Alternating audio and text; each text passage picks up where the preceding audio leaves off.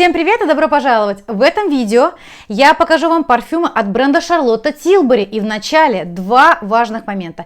Первое. Если вы не знаете, кто такая Шарлотта Тилбери, то это бывшая визажист бренда Tom Ford, которая открыла свою косметическую компанию, весьма успешную, но максимальную свою популярность она получила, когда косметика ее бренда стали красить модели Victoria's Secret для показов еще до всей повесточки. И она смогла продать вот эту идею подсвеченной красивой кожи, будуарного макияжа женщинам возрастной группы 30, 40 и 50+.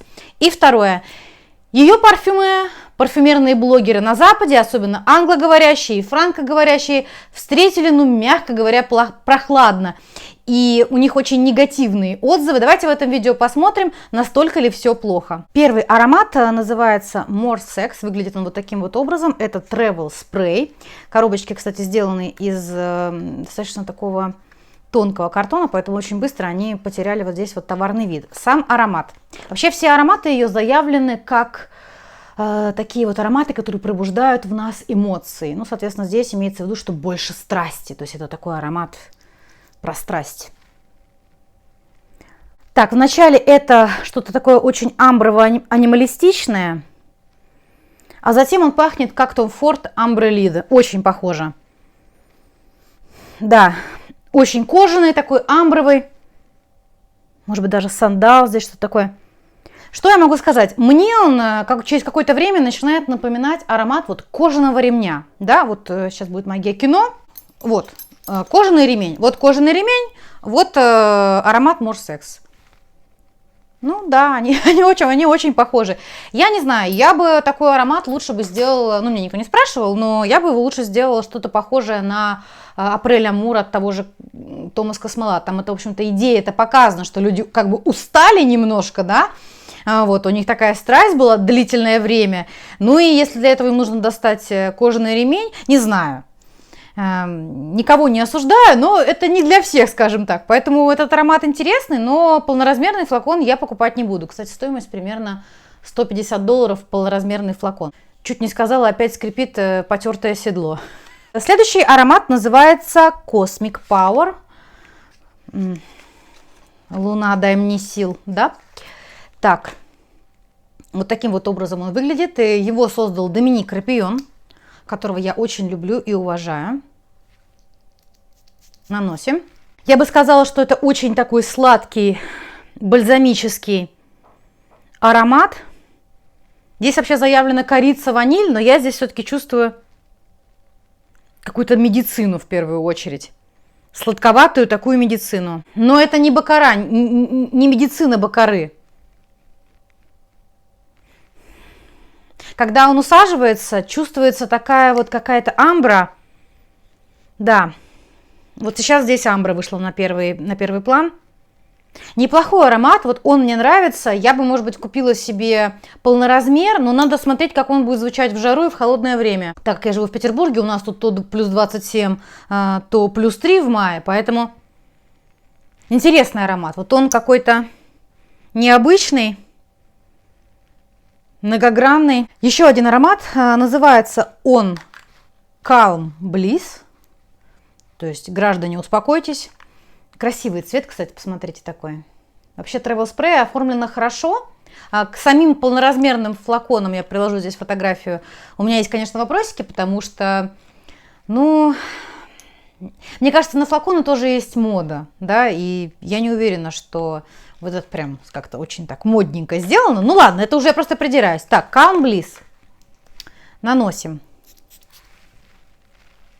Это лавандовый такой акватический аромат. Вы знаете, он очень похож. Мы как раз вчера вот его тестировали с моей подругой, и она говорит: слушай, это же пахнет сиренью, это пахнет ландышем и сиренью. Кстати, здесь, по-моему, в пирамиде заявлена сирень. Вот сейчас я на самом деле отчетливо здесь слышу аромат, который называется En Passant. У меня, кстати, он есть. Это бренд Фредерик Мале. Вот он. Они действительно очень похожи. Просто у Фредерика Мале это сделано, давайте так скажу, поизящнее, конечно. Здесь прям он хрустальный, такой нежный. Это прямо такой аромат про сирень. А здесь все-таки вот эта вот акватическая история. Лаванда. Не знаю, мне пахнет действительно сиренью. в меньшей степени ландышем. Если вы любите такие ароматы, то Calm Bliss. Следующий аромат называется Magic Energy. Такой вот он зелененький, хочется сказать Magic People, Voodoo People, ну ладно. Значит, он вызвал больше всего споров у нас с подругой, потому что совершенно по-разному он нам пахнет. Это такой вот цитрусово-древесно-акватический аромат, вот такая сложная комбинация. Мне он чем-то напомнил аромат от Нишане, я, к сожалению, забыла, как он называется. Ну вот Нишане любит такие истории делать. Я здесь чувствую бергамот, вот это вот. Немножечко акватики а-ля кинзо. И что-то типа вот кашемировых ароматов. Ну, древесных таких. У кашемира всегда есть какая-то такая молочная, какая-то подоплека, что ли, какое-то такое мягкое дерево, разбеленное. Что я могу сказать? Этот парфюм я все-таки больше вижу на мужчине, либо если, ну, вы просто, в принципе, любите такие ароматы. Я акватические ароматы, ну, не то чтобы люблю, но так, как бы спасибо, да, но нет. Поэтому это только вот, что называется, на любителя. Аромат, который называется Joyforia. Это такая отсылка к тому, что вы в радости находитесь, в позитиве. Мне нравится, кстати, эта идея, в принципе. Так, наносим. Это такой, наверное, более женственный аромат. Люксовый люкс. Помесь Герлена в старте. Я слышала, что его сравнивают с Хлоя. Такой желтоцветочный аромат, немножко такой пудровый. Может быть, чуть-чуть совсем в сахариночку. Я не знаю, здесь есть тубероза, нет? Ну, вот какие-то такие желтые цветы. Приятный аромат, но у него, я бы сказала, что у него похожая база вот с самым первым ароматом. Странно. Возможно, они просто смешались. Наверное, дело в этом.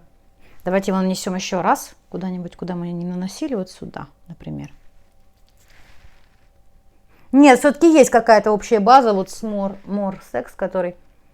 Красивый такой нейтральный желтоцветочный аромат. Я думаю, что таких очень много.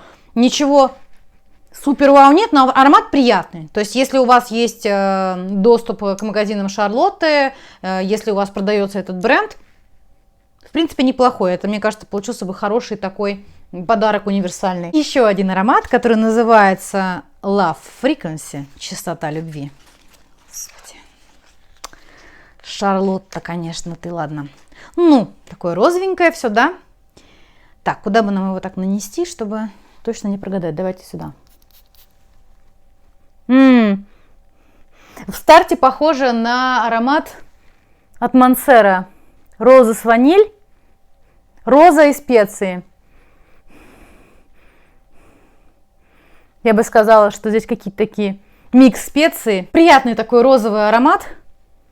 Тоже мне нравится, но, наверное, полноразмерный флакон я не куплю, потому что я все-таки люблю в этом плане Делину. Для меня вот как бы Делина, особенно Делина эксклюзив, это такая прям любимая такая роза. А здесь, видимо, была попытка что-то похожее изобразить. Наверное, надо дать ему время, давайте чуть-чуть подождем. Так, прошло полчаса. Я могу сказать, что здесь осталась такая немножко мускусная розовая база. В общем, Love Frequency мне тоже понравился. Я думаю, что вполне достаточно travel спрея. Что могу сказать вообще, в принципе, по всем парфюмам? Вы знаете, вот мне кажется, что эти негативные отзывы, которые сейчас о всей линейке, связаны с тем, что парфюмы, ну, как бы так сказать, немного вторичные. И в этом ничего плохого нет, потому что парфюмы действительно копируют друг друга. Но здесь такое ощущение, что взяли известные хиты, и у некоторых как будто вот, знаете, это как будто очень хорошо сделанный парфюмерный спрей для тела. То есть, ну, вы чувствуете же, да, например, что вы покупаете ваш там любимый парфюмерный спрей для тела, и в похожем же направлении, если будут духи, то это, конечно, разное качество сырья. Вот здесь, мне кажется, они что-то сделали неправильно. Да, здесь суперизвестные были парфюмеры, Энн Флипа, Доминик Рапион, и еще другие были тоже здесь авторы.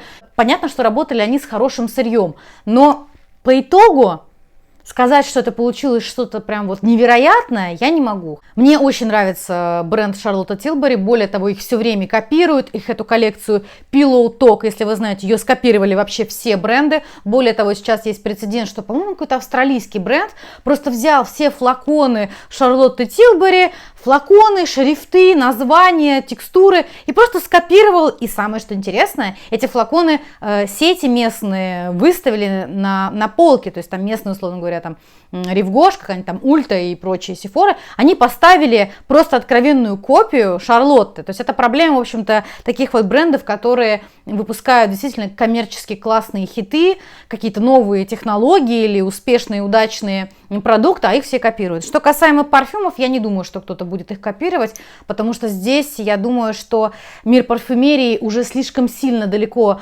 шагнул вперед, и немножко Шарлотта, конечно, не доработала в этом плане.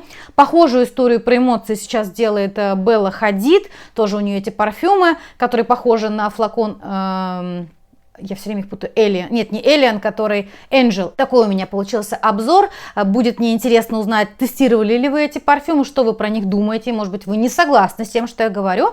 Большое вам спасибо за просмотр и всего самого хорошего.